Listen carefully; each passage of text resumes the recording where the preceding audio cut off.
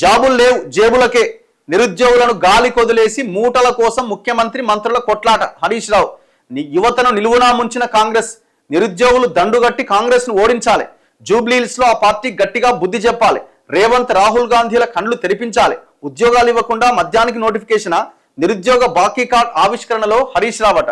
బా, ఎంత పెద్ద మాటలు వచ్చినాయి ఇవాళ, ఎంత సూక్తులు. అసలు మొత్తం భగవద్గీత, ఖురాన్, ఏంది మన బైబిల్ మొత్తాన్ని, అందులో ఉన్న సారాంశాన్ని మొత్తం వీళ్ళు వంట పట్టించుకొని మాట్లాడుతున్నాడు కనబడుతున్నది. ఏమంటున్నాడు? ఉద్యోగాలు ఇవ్వకుండా మద్యానికి నోటిఫికేషనా, వైన్ షాపులు పెంచినోడేవాడు, లిక్కర్ని మొత్తం దారుణంగా వరదలాగా ప్రవహించిందేవాడు, దాన్ని కొనసాగిస్తున్నాడు ఈ ముఖ్యమంత్రి.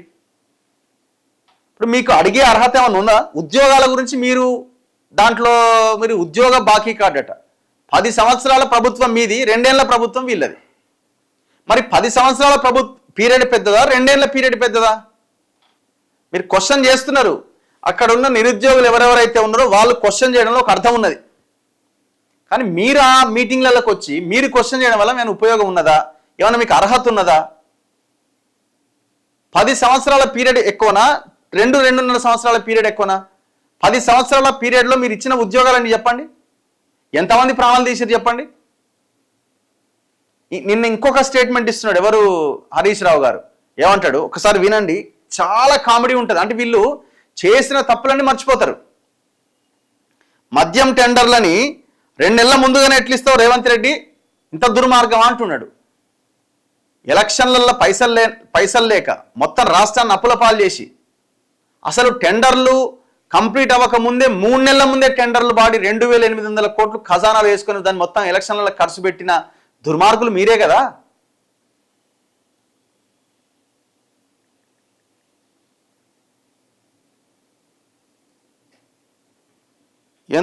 వినండి ఒకసారి. నోటిఫికేషన్ రేవంత్ రెడ్డి అంటే మద్యం షాపులకు నోటిఫికేషన్ ఇస్తున్నాడు, సిగ్గులేదు. ఆ మద్యం షాపులకు ఇంకా 2 నెలల టైం ఉన్నది, అదేమో అడ్వాన్స్ పిలిచిండు. 2 నెలల ముందే మద్యం షాపులకు నోటిఫికేషన్ ఇచ్చిండు, జాబ్ నోటిఫికేషన్. మర్చిపోయిందా హరీష్ రావు? అప్పుడే ఎలక్షన్లకు ముందు మీరు పోయినసారి మద్యం టెండర్లు ఎలక్షన్లు అయిపోయిన తర్వాత, కొత్త ప్రభుత్వం వచ్చిన తర్వాత జరగాల్సిన మద్యం టెండర్ 2,800 కోట్లు ఎలక్షన్లకు ముందే మొత్తం టెండర్లు పాడేసి ఖజానా నింపేసుకుని దాన్ని మొత్తం ఖర్చు పెట్టిన ఎలక్షన్లలోనే పైసలు లేక.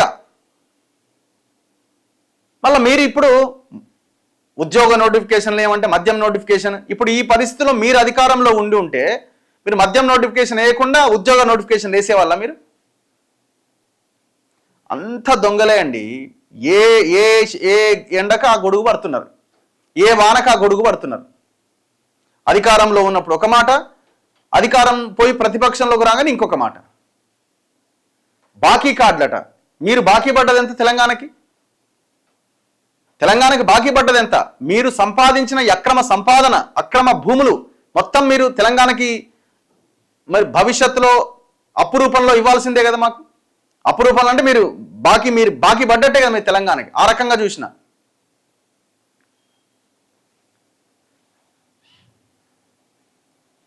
ఈ కొంతమంది నిరుద్యోగులు కూడా, నిరుద్యోగుల పేరుతో ఈ ధర్నాలు ఇవన్నీ చేసే వాళ్ళు కూడా దయచేసి వీళ్ళ జోలికి వెళ్లకుండా నిజాయితీగా మీరు కొట్లాడే ప్రయత్నం చేయండి.